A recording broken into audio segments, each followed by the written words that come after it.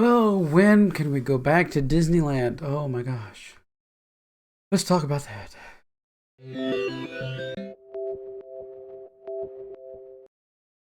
Hey, there's Tom Tech Show, and today, I realized none of the Disney parks are well.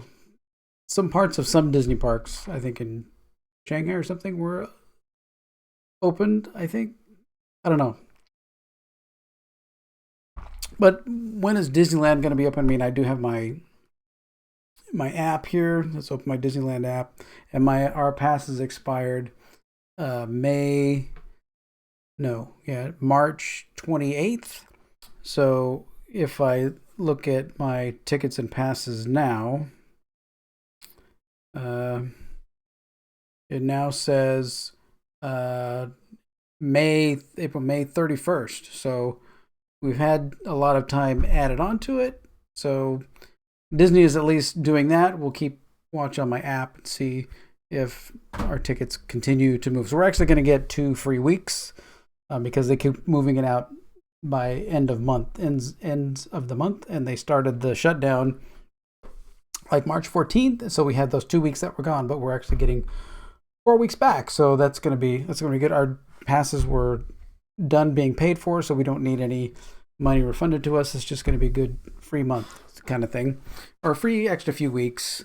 So we definitely are going to try and get back into the park as soon as we can.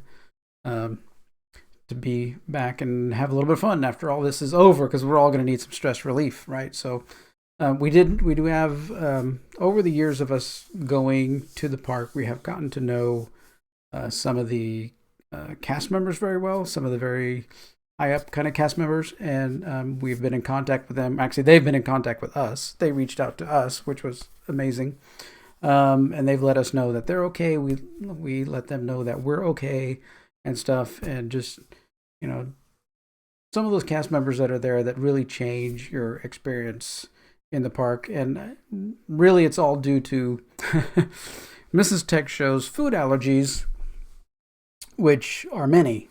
So that means you need to call the chef. You need to bring a chef in to be able to, handle that and make sure that there's no cross contamination and all that. So um, she gets severe migraines with her allergy reaction. So that's any small cross contamination can be 5 to 10 days of not doing anything other than laying down and taking pain medication. So they've always been really good. They've always been just wonderful about it. And through that, we've been able to get. We don't even order what's on the menu anymore. We just go, this is what we want. And it's kind of spoiled me because I eat what she eats and stuff and everything. But when I go into other restaurants, it's like, well, we have all these allergies. So, well, she has these allergies. I just eat like she does. But, right. But we just order, like, you have these bits of food. We know that you have these items in your kitchen. Make us this. I don't even look at the menu anymore. Some places that we go, it's just like, just go make us this. Well, that's not on the menu. I don't care. You have these items and you can put them together in some type of food. So go do that. And um, it's been challenging for some people at other restaurants that we go to, but at Disneyland, the sous chef at the Carnation Cafe, John, is just amazing. He tries things out on us. He tests things on us. He makes amazing food, and I know he really enjoys when we come there because he can do that. And the head chef of that whole area of Main Street in Disneyland, right there, Chef Chris, is just he's been there at Disney for 40 years, and he sent us a message the other day saying that he and family are doing fine, and stuff. So that's good. He's just amazing people that Disney has found to do some of these things, and just being able to build relationships with them and wanting to be able to get back there and be able to spend some time with them, because they come out and spend time talking with us and giving us extra tours and things that you don't usually get on the regular standard kind of tour things and stuff. So, but I do know that when we go back right to the park, that things are going to have to be different. And so I found an article on here we go. Let's look at it. The Points guy, he does looks like some travel things and different things. But he has 9 ways Disney theme parks will be different when they open, and I kind of agree with most of them. Phased reopening, I think that I don't know if they want to open all of Disneyland at one time. Maybe they want to test the waters, see what happens, get people coming in, see how their plans and the things that they're doing are working. I know at some of the other Disney parks, you have to pick a date that you're going to be there, and maybe that will be something that they do. Now, this thing, Bob Iger said that they're going to do temperature checks. That really will not work at all, because there are people who have this thing and are asymptomatic, but they're still giving it to other people. So that is not going to work at all. You can have people there who are carrying it and moving it around and giving it to everybody.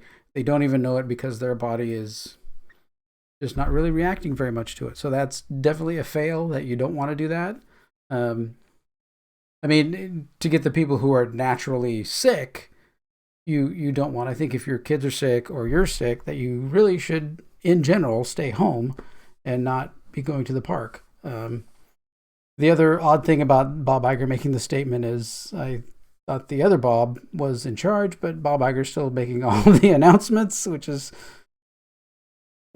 kind of weird. But anyway, I guess Chapek is the puppet and Bob Iger is the one,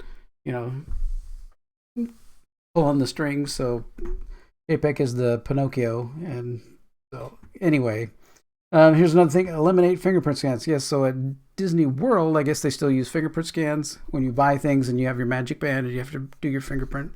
That's going to have to go away. Otherwise, they would have to clean that every single time. And I don't think that's going to work. That is for sure.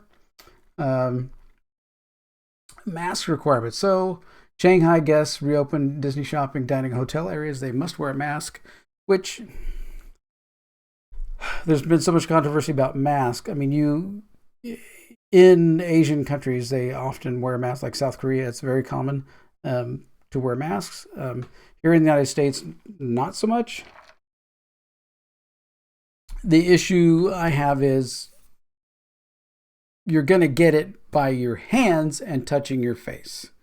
Like if I touch something with the virus and then I go, like that, I've now just rubbed the virus on my face, and now it's going to get in, in my eyes or in my, in my sinus passages or in my throat, and then boom, I'm going to get it. So the real important thing, I would think, I'm not a doctor, but is to definitely keep your hands clean. I mean, if you're sick and you're sneezing and coughing, I would say definitely wear a mask so you're not coughing on anybody else. But it's, again, wash your hands a lot, don't touch your face, kind of thing. Masks are an additive and will be somewhat helpful. I mean, if you're touching, so here's the problem: if you're touching something and it has the virus on it, and then you touch the mask and move the mask around, well, now the virus is on the outside of the mask. Then you get home and you take the mask off and you just set it on the counter. You don't throw it away right away and then wash your hands instantly. You're still bringing the virus around. So best thing, I guess, is wash your hands, don't touch your face, and distance yourself from other people who are sneezing and coughing, right? Okay, so virtual queuing. So we all know the Rise of Resistance has its little queue, but are they going to add that to all the rides, kind of a thing where everybody can get in to some kind of queue on all the rides? And then once you get there to that ride, are they going to have, I would say they would have lines in the queue of the ride. So lines every 6 feet. They would put a little marker line so that as your group, as the groups move, they're going to be, make sure to be 6 feet apart. I don't know how that's going to work when some of the lines are, switchbacking, are very close to each other. I don't know. It's going to be interesting. Or if they just remove a lot of the outside queue lines and just have, one big long line that's everybody 6 feet apart, around the park, and slowly allow people into each queue.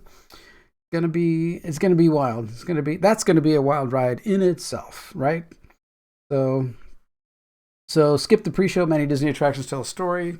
Part of the scene that is often set with a pre-show experience that packs dozens of people together in a tight space to watch a video or other experience, like soaring over California, other things like that, and Rise of Resistance, of course, and all that. So those I could see those being skipped, or I would say have smaller numbers of people, and then you have to stay apart from each other, and then once you move in to the ride, like soaring over California, you're going to have everybody sit right next to each other.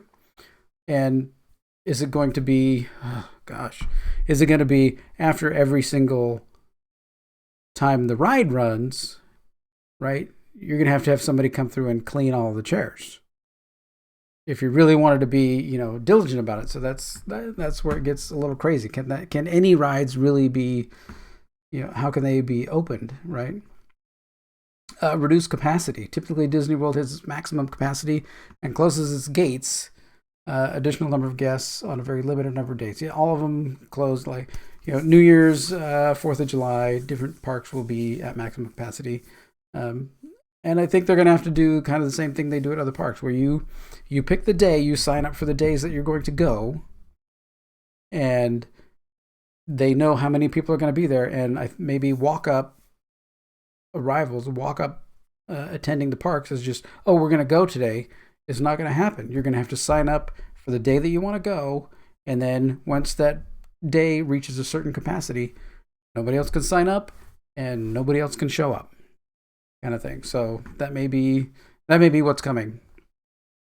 And I don't think there would be any, getting close to pictures with characters and things that might also go away. They said they're going to have hand sanitizing stations, which they had a few here and there, but I think they're definitely going to have to be more of those. So I guess the big question is, when is Disney World or Disneyland going to reopen? Right now, so I show my date as May 31st is when my pass is still available, but that would mean if it opens on April 30th, that would give me a month. But I don't think that's happening. I don't even think I don't know if even the end of May is going to happen. So this says June 1st, maybe. We will see how that works. It's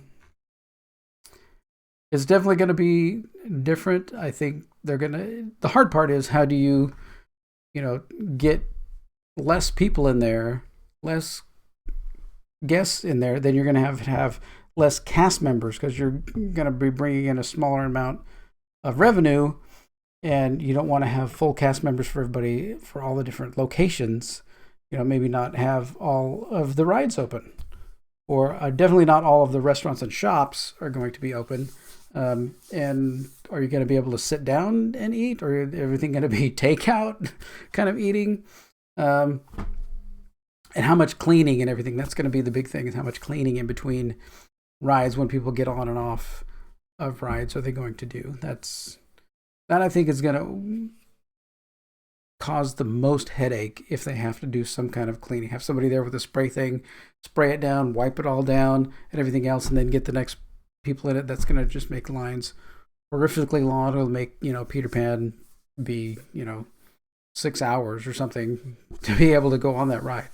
So it's, definitely going to be different. Definitely going to be a while before we can get back there. I do foresee seeing another change in my app, that my tickets, my passes are going to be extended again. I definitely see that going to be coming. But it's all a challenging time, and so at least it's good to have something to look forward to. And I think once the economy kicks back open, there's going to be a rush to jobs and a rush back to getting things going, and a rush back to the parks.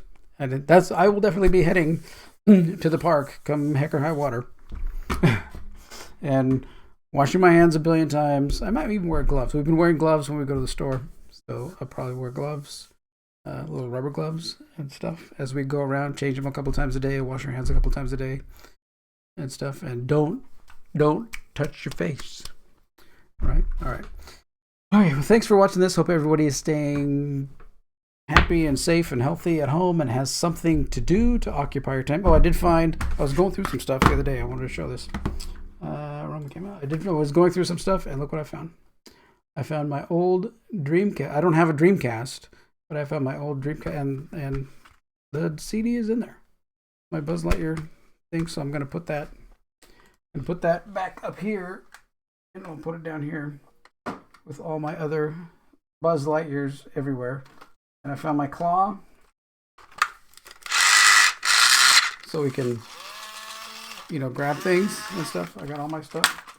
So very, very fun. This is what's happening. We're going through everything. We're cleaning everything out. I was watching some videos on, like, it was Ben Shapiro or one of those videos, one of those people at the Daily Wire, and they said, now that you've done all your yard work and your garage cleaning and cleaned all through the house, well, he just exactly described our previous weekend about what we had been doing. I worked out in the yard, cleaning up some planters and stuff, and then we did some cleaning in the garage, and then Mrs. Tech Show's been just going bananas, cleaning the kitchen and everything else, bringing all the pots and pans out, bringing everything out of the cupboards, going through them all. Spring cleaning. It's forced spring cleaning. All right. Well, everybody take care. Have a good one. Like, share, subscribe, all that fun stuff. All right. Thanks.